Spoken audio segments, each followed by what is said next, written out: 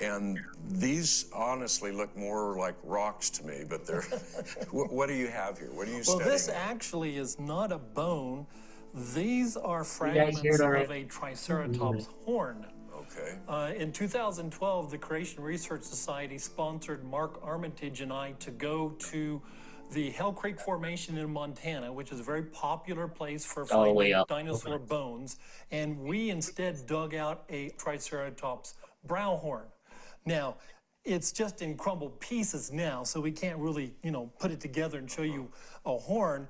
And what we've done, of course, is have to work with it where you actually destroy portions of it. But you have to recognize that inside that rock-looking structure are tissue, cells, and protein still there. All right, so let's go back for a second, because if this horn or part of a dinosaur had been buried for millions and millions of years, you would not expect to still be able to see tissue. But are you saying that's what we're finding? That is absolutely what we're finding. In fact, in a Nature Communication paper in 2015, they referred to it as common. So is this unusual for those who have followed the traditional paradigm associated with when dinosaurs lived and when they died? It would certainly be not at the least expected. In fact, Mary Schweitzer, who was the first one to really make this popularized, the first one to really get discoveries that were noticed by a wide range of scientists, she comments in interviews that she had her technicians repeat the study over and over and over again, simply because it's so difficult to understand how you could have this material still in a dinosaur fossil that is supposed to be 65, 70, 75, 80 million years of age. Because any competent biochemist knows that tissue, cells, proteins break down. They're not concrete. They don't just exist for eons of time. They break down. And in fact, they tend to break down fairly quickly depending upon the conditions. And certainly in Hell Creek, the conditions would be warm up, cool down, warm up, cool down. We found this horn, for example, just a mere 1 foot below the surface. Now, it was in very solid sandstone, so we had to chisel it out, but it was just below the surface. So there was no thermal protection by being deep in the ground. So it would have been very much subjected to fluctuations of hot and cold and hot and cold. And any biochemist can tell you that is the fastest way to destroy material. It's difficult enough to envision it surviving for 4,000 or 5,000 years, but 60 million years, 70 million years, see, that really becomes very difficult to make any kind of biochemical basis for how it could have survived. Okay, well, let's talk now about what you do with these, okay? You've got these here. What would be your standard process of wanting to then examine? Well, as you can see, these look like a rock. So what you have to do is you have to literally dissolve the rock away. So what we do is we soak the fossil material in a solution called EDTA. It's a very mild acid that will grab the calcium ions out of the fossil. And so you just literally dissolve the fossil. And what you'll have after you dissolve the fossil is the tissue will be remaining, because the EDTA won't dissolve the tissue. So where are you now in this process? What would be your next step? Well, some of these have just started, but the next step would be then we would take and we'd pour off the solution. Okay. Right now, I'm not worried about what's in here. I will collect that and analyze it at some point later. But right now, I'm just wanting to look at this. What's left there? Right. Okay. So then I'll bring this over to what we call a dissection microscope. As you can see, what we see is this is, in essence, dissolved Triceratops horn magnified. Well, Kevin, what did you find then when you were looking at the sample and you actually found some tissue? Okay, here's what we found. Here we have a piece of the horn that has been decalcified, like what I just showed you over on the bench. Mark Armitage was our microscopist working on this, and Mark then took a piece of the decalcified horn and put it under a microscope. See the fibrous material there? That's part of the composition of the bone matrix itself. But what's really of interest is see the white material here on the surface swaying back and forth? That's actual dinosaur tissue on the surface. See, this is not a solid fossil. This has got tissue characteristic to it. See, notice how it flexes back. That's, of course, very interesting how you pull on it, flexes back, pull on it, flexes back. That's characteristic of tissue. That's what tissue would do. Now, Mark then was able to extract some very thin layers of elastic material away from the inner core of the horn. But he didn't have to decalcify the horn in order to do this. You can see it's stretchy, it's flexible. In fact, look, notice, see how it's stretching? It's stretching almost to twice its original size of what it was. See, this again is original dinosaur tissue that he's peeled directly from the fossil. There was no decalcification that he did first. See, this is how accessible this tissue was. He didn't have to remove any fossilized bone to get to this tissue. Okay, now, here is a light microscope picture of the tissue itself. You can see the texture of it. And in fact, see, notice the arrows, they're pointing to cells. These cells specifically are what we call osteocytes. Those are bone cells. They're involved in making bone, because even though we think of bone as a rock, bone is tissue. Bone is not a rock. In fact, in our bodies, bone is replaced about every 10 years to keep it all fresh and the new matrix laid down and such. So it's constantly being changed, and that's what those cells do. And if you look at them then at a closer magnification, what we see then, this is using scanning electron microscopy, you see the extreme detail of the cells. See how well that's preserved? I mean, that doesn't speak for something that has been degrading or something that has just been in a non-pristine condition for 65, 70 million years. We would not begin to expect to see such enormous and elaborate detail. I mean, these structures are incredibly small. You know, this is our 20 micron bar here. See how small these structures are, still intact. And yet to see that kind of detail, then obviously the preservation process is surprising really to everybody. But I think as creationists, we have a lot less to explain than someone trying to suggest that this is, 65, 70 million years of age. Well, let me ask you this first, because, I mean, this is an incredible picture.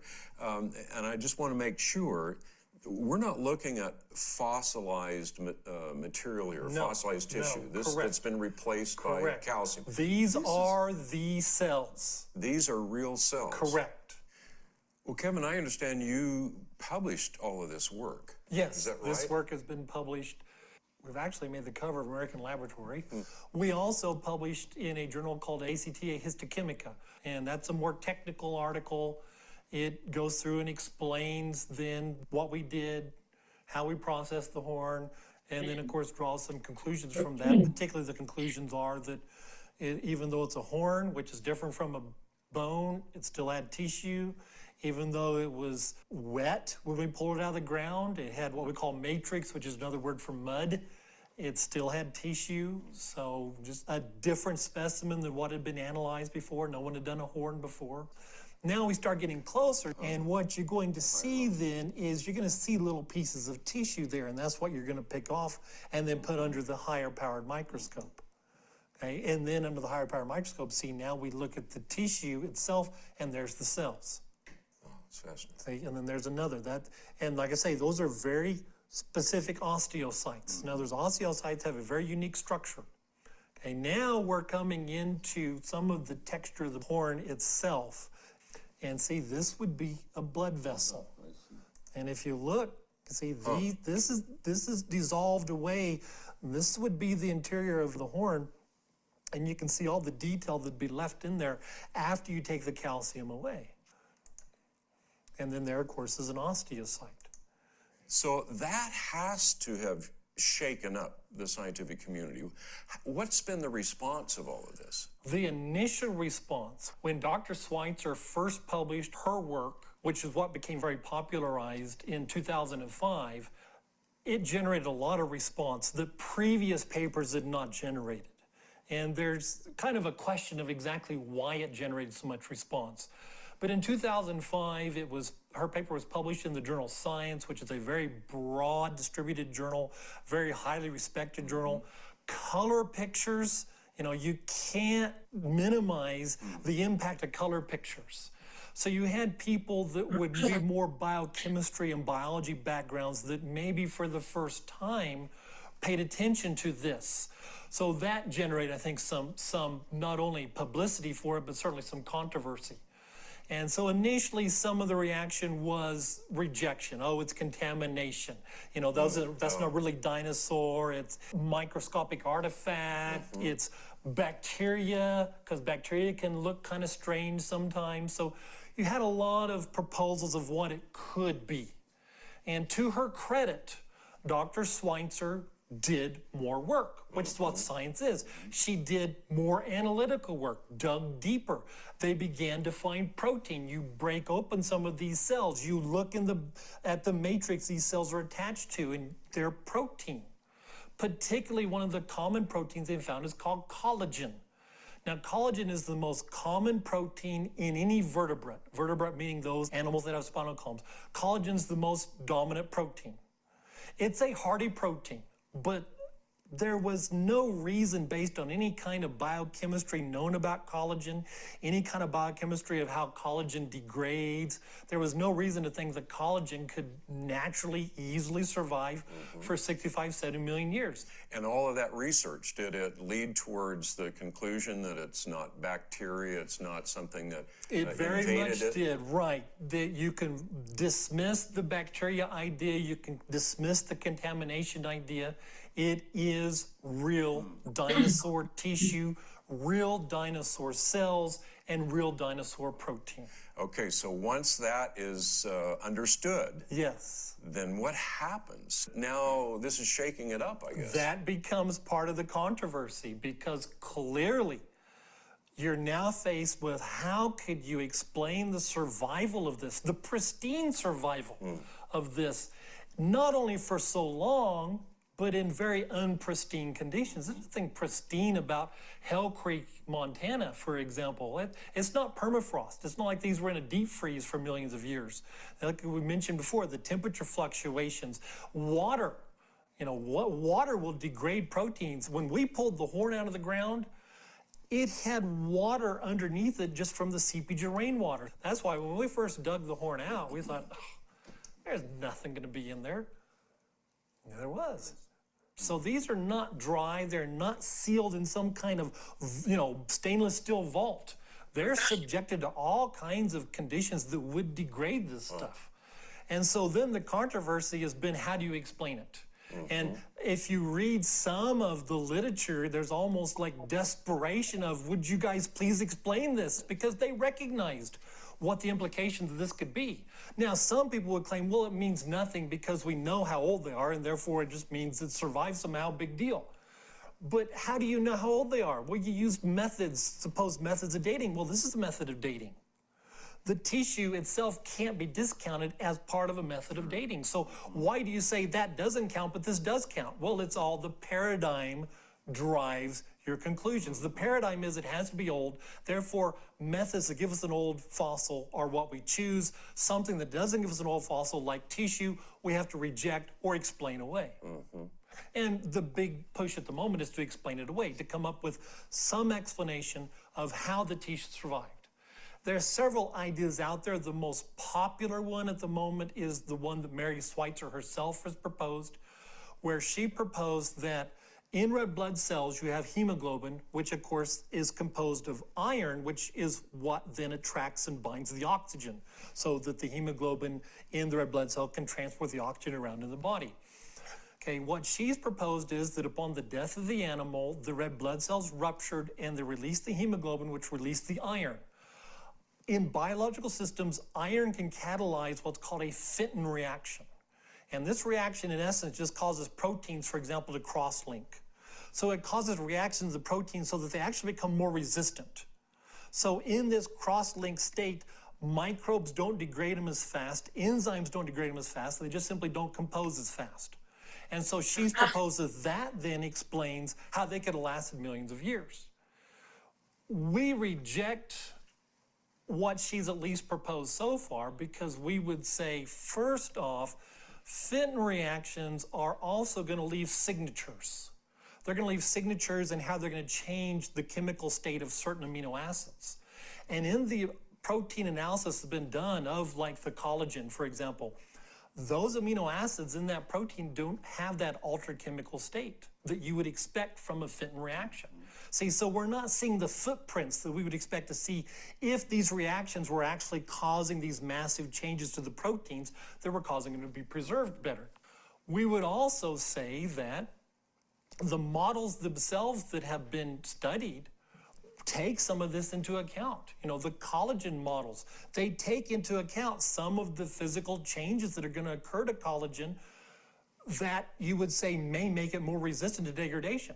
And yet the studies show that it still doesn't last tens of millions of years. So there is no physical chemical evidence that's going to support the idea that proteins, any protein, is going to be able to last tens of millions of years. It's just strictly an extrapolation. It must last because we know these are old. And there becomes your conundrum. Again, the paradigm driving the conclusion. We also would challenge that the study that Dr. Schweitzer did, she used ostrich blood vessels. And she soaked them in water, soaked them in solutions of iron from hemoglobin, soaked them in various solutions, and then monitored their degradation, how fast they degrade. And she reported that after 2 years, those that were exposed to the iron were, for the most part, undegraded.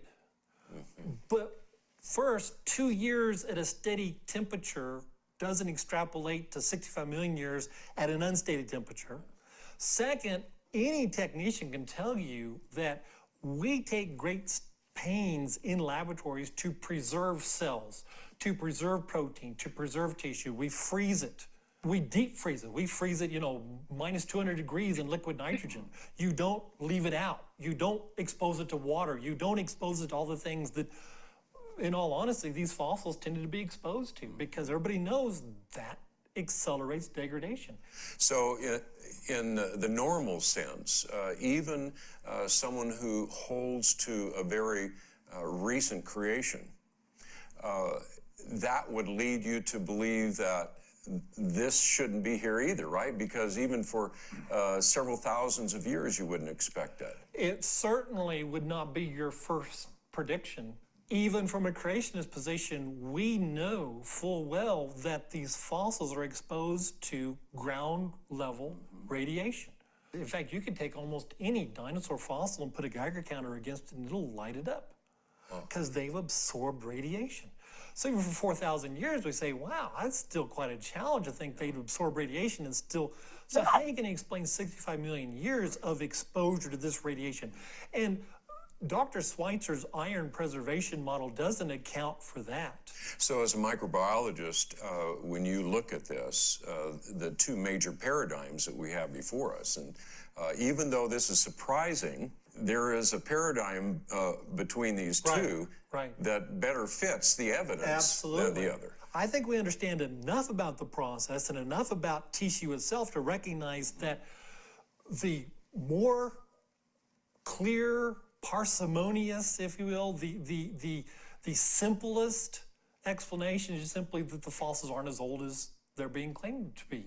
And so that clearly, this is in violation of the dating process. It challenges the entire dating process. If the fossils of dinosaurs have been dated incorrectly, which I would say this is clear evidence they have, then it's very likely the fossils of any organism have been dated incorrectly, and therefore then the geologic ages themselves are incorrect.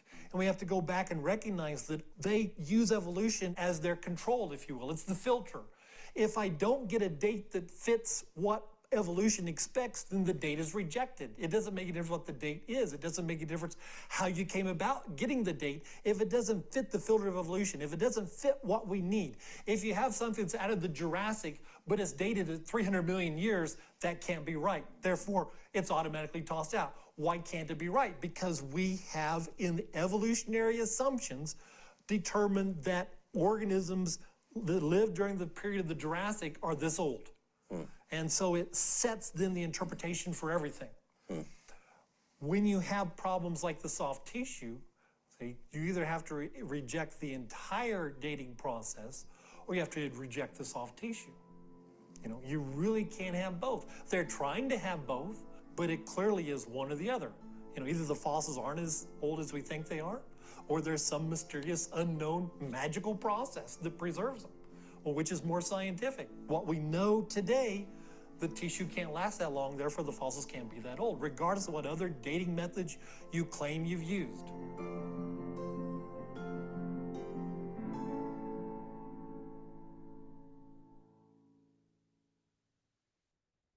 Everybody got it? Everybody understand it? Is this, yeah, is this Kind of. general revelation?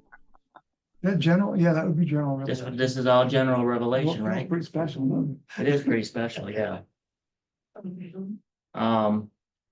What are some of the issues that we see here? Well, I'm trying to pull up the other one. Hopefully it works better.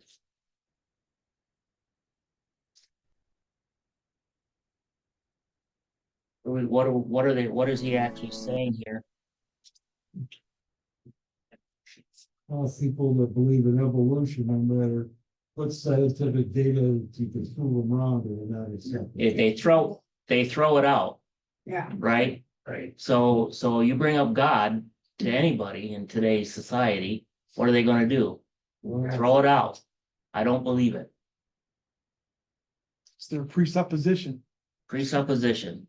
And you heard it there. He said, you know, if it doesn't fit their paradigm, you know, evolution, you see all those different, you know, the Jurassic, the Cenozoic, all those different things.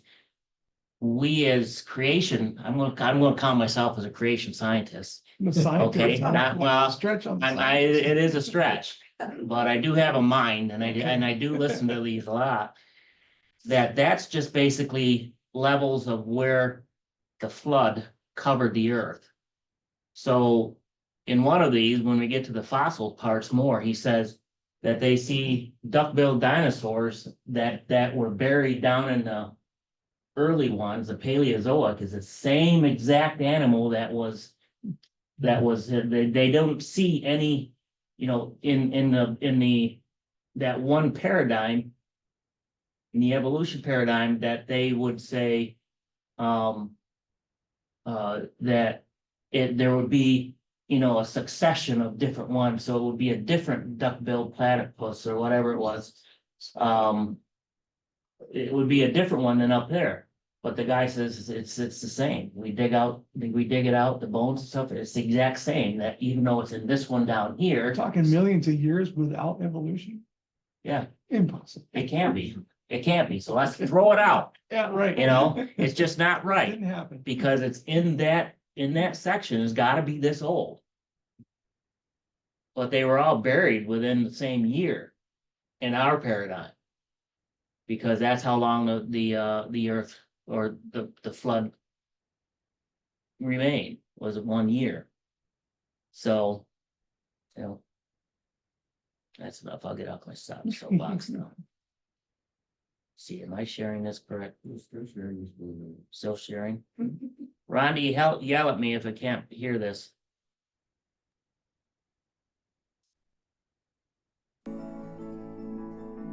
I can hear it. Thank you.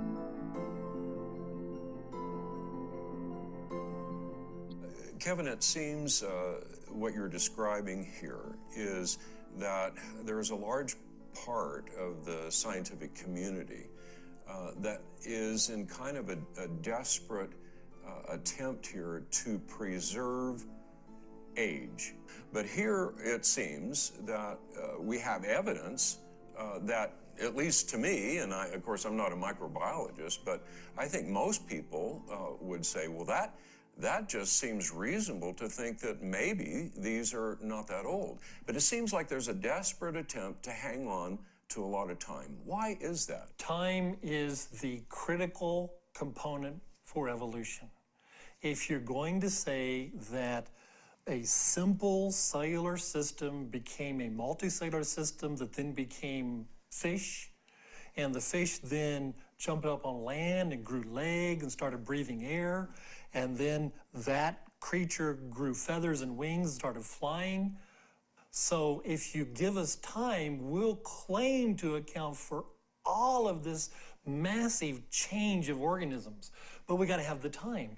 So what you're saying is that if you pull out the notion of a long period of time, you're pulling out a major foundation for the conventional paradigm. Absolutely. Evolution, specifically neo-Darwinism, requires a lot of time. And it's their foundational issue. You pull that out, they've got to come up with a whole new understanding, because without time, they don't have anything. Well, as a microbiologist, looking and understanding, no doubt, that conventional paradigm that requires a lot of time, why does it require a lot of time? Does that bring us to the issue of mutations? The mechanism claimed to drive evolution is mutation, where we'll define mutation as a change in the nucleotide sequence of DNA. So the driving mechanism claimed for evolution is a mutation, and then natural selection looks and sees what effect that mutation had. And if it likes it, and this is giving, of course, a lot of power to natural selection it doesn't have, but if natural selection likes it, see, then that organism survives. If it doesn't like it, then that organism dies off. And then you do the next step, and you keep repeating that step over and over again. The idea being that somehow in that process, the fish who only breathes oxygen through water, who doesn't have legs, whose vision is based upon seeing through water, not seeing through air, somehow plops up on land, and through these very slow processes transforms its entire anatomy and physiology where it can breathe air, it can walk on land, and it can see in air. And so they see it as, you give me enough time, we can account for all of this. See, now it really doesn't, but time becomes one of those things to a human, you know, yeah, it's almost like anything can happen given enough time. Mine gets fuzzy when you Yes, when you and get they up. hide behind that fuzziness. It just took a long time. Somehow that becomes the magic wand, you know, a long time, poof, there it is. Forget the idea that there's no biological mechanism that accomplishes that. Time, poof, we got it. But we have heard, I think over and over again, that the notion of mutation really does happen quickly, because, you know, we're talking about bacteria and those kind of things that we're told, well, they mutate very quickly and they can change rapidly. This is your specialty. This isn't is it? my specialty. The first point I need to make is that Darwin wrote his original ideas in a time where there was very little known about the cell and even less known about genetics. Now, Gregor Mendel, who's the kind of considered the father of genetics, he did the pea plant studies and all that. He and Darwin were peers. And there was even found in Darwin's library an unopened copy of Mendel's paper. But it's questionable even if Darwin would have opened it, if he would have understood it, because, and that's not putting Darwin down, that's just a matter of most people in that time didn't understand Mendel's studies. They just simply didn't understand it. And so Darwin proposed these ideas, and they became very popular at a time where genetics and even cellular biochemistry was not well understood. So in essence, there was this big vacuum of lack of knowledge that they were able to quickly step into, and we could just pretend that it all made sense, because maybe, maybe not, we just simply didn't know. You could not, and this is a challenge I put out over and over again, you could not today present Darwinism and it be accepted, because we would know better. But because it's already accepted, then, well, it must work somehow. But if you came in today with what we know about the biochemistry and the genetics of cells and tried to propose brand new, as a fresh idea, neo-Darwinism, it'd be laughed at. But it's not laughed at because it's the accepted paradigm. And so we struggle to look at things like this and maintain the paradigm rather than maybe from an honest perspective to sit back and say, well, this may be telling us something that is going to change the paradigm completely. Examples of, again, the paradigm driving the conclusions. Several years ago, I listened to a Nobel laureate give a talk, and in that talk, he described cellular systems as Rube Goldbergs. You know what that is, where it'd be all hobbled together. And he was a Nobel laureate trying to claim that because of evolution just hobbles things together, whatever works. So the cellular systems are all hobbled together. So he called them Rube Goldbergs. And even at that time, I thought that's a very, very foolish thing, especially in absence of not knowing. But what we already knew, I felt challenged what he said. I would defy him to say that today in the face of what we know about cellular systems today. They're not Rube Goldbergs. They are enormously sophisticated where we still don't understand. It's still beyond that. And the DNA is a classic example. The Human Genome Project, the irony is that instead of the Human Genome Project destroying the foundations of biblical creation, all that, it has been one of the biggest booms, one of the greatest things for creation to ever happen. Because among other things, what it has shown is it has shown that in each cell in your body that has chromosomes, there is a system going on there that we don't yet have more than the very minor understanding of. Let me give you an illustration. Let's say you take the book War and Peace, 2,000 pages. Let's say you are able to write it in such a way that it's on 20 pages. Now, this isn't 20 pages of small print. This is just 20 normal written pages. Okay, but the way you read that book is you read it left to right, top to bottom, but then you turn it over and read it left to right, top to bottom. And then you take a page and you fold it into another page. And then you take another page and fold it into another page. And you keep, see, it becomes three-dimensional. But it's actually four-dimensional because time's involved, because each time you fold the page, there's been a change of the information in the book. And the book reads the entire novel. It's not like you start with each fold, you get a different story. It's the continuation of the novel. That's an analogy of the human genome.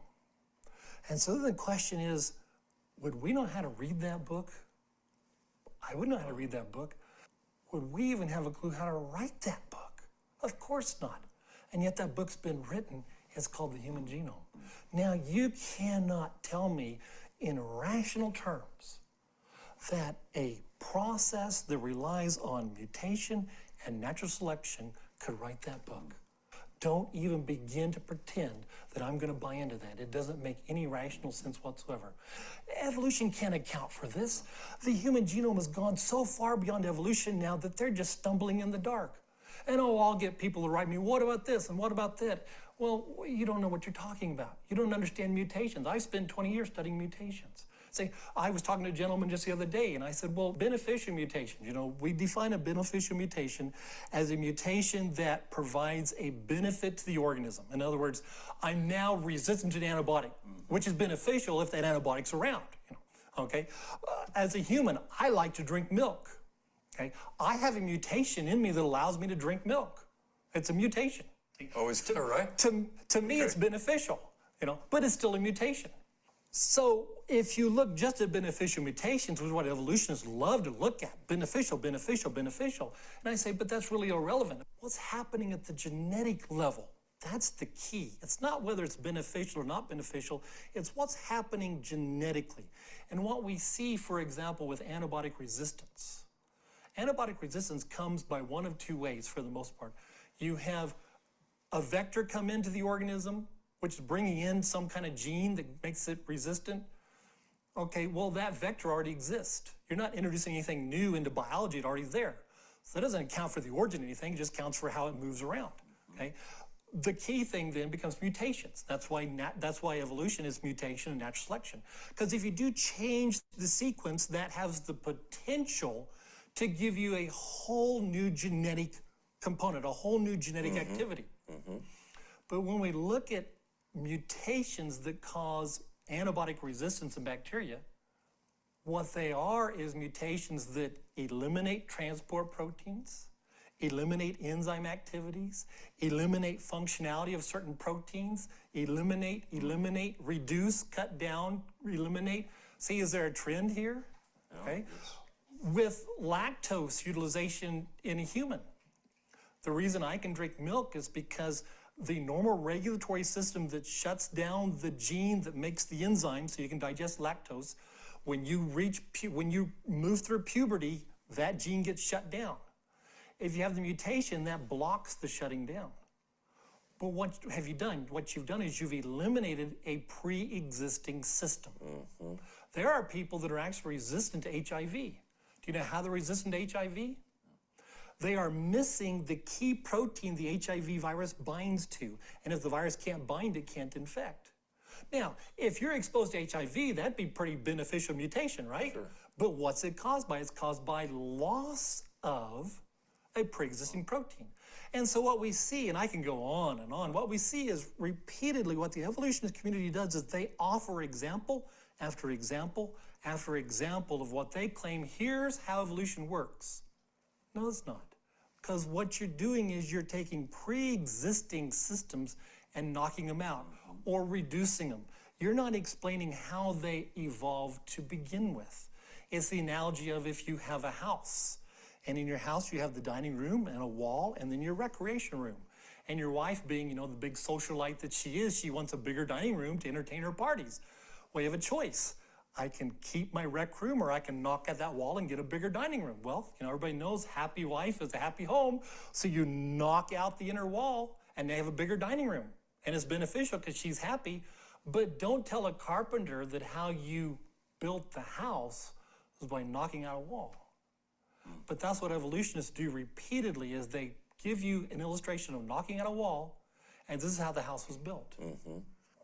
Now, Kevin, a lot of your research was done in the area of studying bacteria. Correct. Is that correct? Correct, yes. Particularly mutations in bacteria. Yeah, okay. And I want us to examine that for just a second because I know, and I have heard, and many people have heard, how often the notion of how bacteria mutates and therefore survive as being a key piece of evidence to say that, well, the evolution of mankind and animals must be true because we see it in bacteria. Is that a proper way to compare them? It's even called evolution in the petri dish. Okay. Yeah, they like using bacteria because first off, you have very short generation times because you can get several generations in a day. You know, even if you're studying fruit flies, it takes more than a day for a generation. Okay, so bacteria make themselves very nice as a system when you're trying to study a lot of generations. And bacteria readily mutate, so that makes it very nice also. See, hopefully humans don't readily mutate to the extent that we constantly change our physical features, so that makes it a little tough to study humans when you're wanting to study the effects of mutations. But bacteria readily mutate, and so a lot of that makes it a very good model for studying those kind of problems, for studying what do mutations do, what causes mutations, you know, what happens to the mutants after they form. Now, the problem becomes that humans are not bacteria. Bacteria can make a fairly dramatic mutation and then come back later and correct it. Let me give an example. To become resistant to certain types of antibiotics, some bacteria will eliminate an enzyme or a transport protein. Just get rid of it. Now, if a human got rid of a certain enzyme or transport protein, we'd probably die. If we didn't die, we certainly wouldn't be very healthy. The bacteria may experience some loss of health, shall we say, but it survives the antibiotic. And then once the antibiotic is gone, it starts making that again. It regenerates. Humans can't do that so easy. We can't just shut things on and off like that. And particularly because our generation time is, every 20 years, not every 20 minutes. Bacteria, because of the generation time, they can reproduce very quickly, and they can pay what is called cost of selection. If I were to expose a large container of bacteria to a very, very traumatic environmental condition, like starve them for an amino acid, I may kill 99.9999% of that population of bacteria. But the next day, those few that are left that have the mutation that allows them to compensate for, lack of a particular amino acid in the media, they've regrown and the whole population is restored again. Just boom, just like that. Whereas with humans, if you wipe out 99.99999% of the humans, first off, that's a potential extinction event. But second off, even if we do survive, how many centuries and millennia will it take for us to recover from that? See, so bacteria can pay that extremely high cost of selection, where you eliminate almost all of them, but a few survive, and the population returns back very quickly, and voila, evolution has occurred. That's what we're told. And it can't really do that in humans and in dogs and in cows and such. They don't respond that way. So what works for bacteria doesn't really work very well for animals. But because bacteria is so easy to study, they like to extrapolate. Like say, well, look, this is how it would work in the animal too. Well, not necessarily. So the comparison of us and bacteria only goes so far, and then it starts falling down. Kevin, how would you define science, first of all? I just simply define science as a tool that we use to understand the world around us.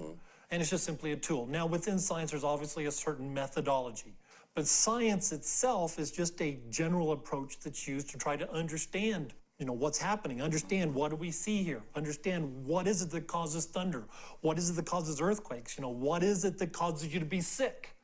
It's never been a matter of science this way, creation that way, science this way, the Bible that way. So many times that's put as the paradigm, and that's never been true. It's always been the opinion of some people versus the Bible, the opinion of some people versus creation, because science doesn't hold an opinion. Science is a tool. Science is a tool that is used to understand God's creation, is what it really comes down to. It's a tool to understand what's around us. See, so science then hopefully gives us better understanding of things. But that's really all it is. The idea that science has to only offer a natural explanation and cannot in any way account for God, that's absurd.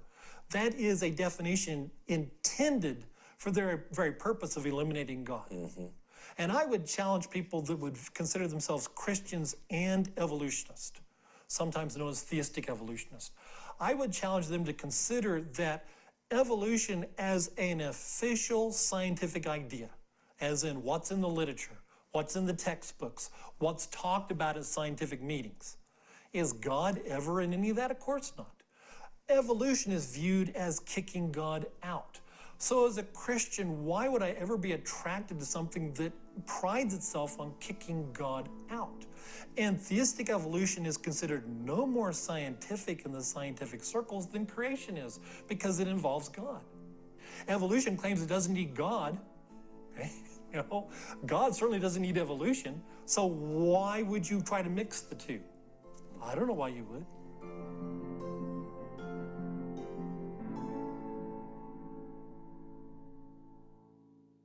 I must admit, I'm way better at the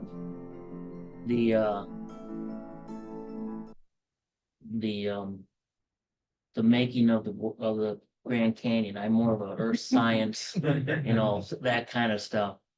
As he was talking, I have taught for many Mhm. years in the school system, and I just think of environmental science. Now, learning is a change of behavior. You have those students sitting there, and the teachers telling, and all the textbooks are written not from a biblical perspective. Right. It's all about evolution, and even history and all that. Everything is changed. And if you have no concept, no idea of what's in the Bible, and the kids are 15, 16, 14 years old, and your teacher, teachers impact students. I can tell you that. And they're telling you all these things and you're all fascinated. Oh, yes, and they show you how, like you said, grow a tail and lose a tail and all those kinds of things. But these children are not going to church. They don't, for the most part, they don't have godly parents with the level of intelligence to even dissuade, deny, and show them how false all these things are. So it's something that's going to be continually perpetuated and it's not going to stop. Right. I just don't know how we change anything. The only aspect in what they'll say in some of their other videos that I've watched is that they are saying that creation science is an up and coming thing and that a lot more kids are becoming to look at that. The younger generation are actually, it's coming around to that, especially when you start looking at genes. The next time I'm up here, we're going to talk about genes. There's a guy that knows a lot about it. And he's talking about the third dimension, the fourth dimension, and what the genome actually does within our bodies. And then in the second one, we're going to talk about, he said that we can go back and check what the Y chromosome did way back when. And what the mitochondrial one that comes through the mother from way back when, they can tell by genetics going back that way, which is something that is brand new. Brand new, I mean, Textbooks also. yeah, but while the paradigm is stuck. Yeah. With that, and even though they have all of these in my mind, and what they'll say in some of the other videos. I mean, you talk to these people about it, even if they're Christian, they have a hard time believing this. That's the reason why we're going through all of this, because there's so much out there that they've studied that really, I think shows that God is here. God's here, and this is what this is what he's done. Is it always true? No. I mean, both sides have issues that they can't find, but still, it's a possibility, and a small possibility that it can break through. I mean, we have answers now. That's why they say it's Genesis history. I think they're proving it day in and day out. With all of with a lot that we've shown, and there's still a lot more to show. In one of these videos here, it actually has where the guy says, I can tell you that we do not come from apes. I mean, there's no way. The genetic just won't happen, but it's all through genetics. It's all what they're finding in this new science that we know, about this much of. And that we don't have 500 different sexes. Yes, exactly. Exactly. That the Bible's true, male and female. So of every, not just humans, but of everything. We So- evolved from apes while there's still apes. Wait, it's funny, and one of these that I'll show you, I don't want to give it up, but they're looking at gorillas there, and the gorilla that's there threw up and then he's eating it. And threw up again and then eating it again. He says, humans don't do that. Turn into a Well, vomit. Some of us, I'm hoping that many of us don't do that, but anyway, yeah, I mean, they're just different animals, and then they can't, evolution is really breaking down when you begin to look at, especially the genomes. They can't explain it, as he said, but they're still believing it because they're holding on to it. Because what else do they have? They don't have anything else. Yeah, but aren't most people programmed? So when you're in school, you're thinking one way, right? You're accepting evolution, all this stuff, you're doing your study, you're doing your homework, all this stuff. But then you go to church, then you're accepting creation. People have learned to accept both ways. You know what I mean? But I'm hoping that through this, because this has become a thing now, Yeah. Creation science, it has been a thing for many, many years, but it's getting more sophisticated. And what we're watching, they actually have answers for that kind of stuff to where Like you were saying, all those theories about evolution, they're all archaic. Mhm. Before they even knew about, Mhm. people didn't even know about cells or Mhm. didn't even have a microscope, you know, and they're making all these predictions. Yeah. They have no evidence and there's no basis there. Yeah, yeah. Yes, sir. I think we also need to remember that on the evolution side, they have very, very powerful advocate. Yeah. That wants to have that, so there is no. There's, So we exactly, gotta remember that, exactly. you know, he's at work on this, and that's Mhm. because I love what he said, when he finally got down to the point, the whole point is, if we believe this, then we get rid of God. Mhm. And that's really what is happening. Yeah. Because, you know, for the God, I have to be under his authority, and I'm not gonna do that. Right, right. You know? Yeah, I mean, it all comes down to that. And there's a real, I was thinking there's a real incredible thing to program that every time I flip around, it's on the History Channel there, this ancient alien stuff. Mhm. It's such a wonderful laugh, because there's a paradigm that's what they believe, and they put all this stuff to say, look, it proves it, and I'm looking at that and say, "Are you guys nuts?" Mhm. You know, I can even take a look at it, it's like, oh yeah, because see that winged creature, that's really an alien, you know, or that little carving, that's really a spaceship. Right. You know, and that paradigm, when you have that paradigm, you're blinded. Yeah, That's all you're you gonna say. have to hold to that. Why do you think we've been to the moon and Yeah. still going to the moon and going to Mars? They're looking for life on those so that they can say, see, we're not the only ones, and but they haven't found them yet. So anyway, we're past our time. So, let's end out in a word of prayer. Our Heavenly Father, we thank you for this information. Whether we understand it or not, we still have the faith that you are God and that you have been with us and will always be with us throughout, and that your creation is here for all of us to behold.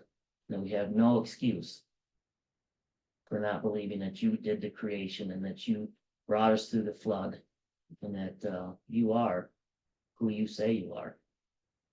As we continue today's worship service, help us as we go on to understand more about you. We ask all of this in Jesus' name. Amen. So you guys tell us when you want us to stop. There's lots more.